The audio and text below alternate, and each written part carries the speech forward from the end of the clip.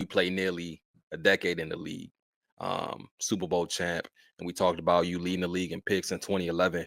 What advice do you have to guys who won't hear their name get called when it comes to those 3 days during the draft? Mm, that's a good question. My advice to the guys who will not get their name called will be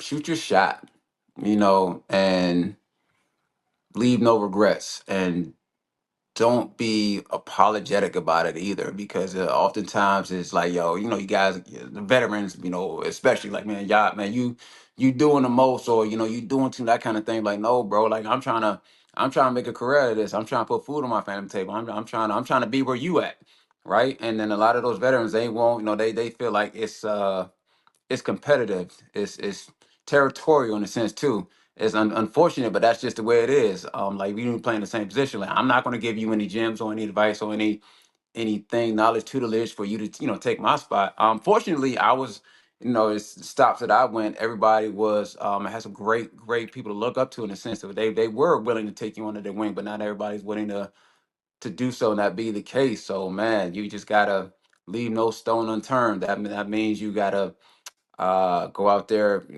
play with your hair on fire. You got to watch film. You got to scout. You got to self scout. You got to, like I said, get. You got to find the hidden yardage. That is that's a term people talk about all the time, like finding the hidden. What does that mean?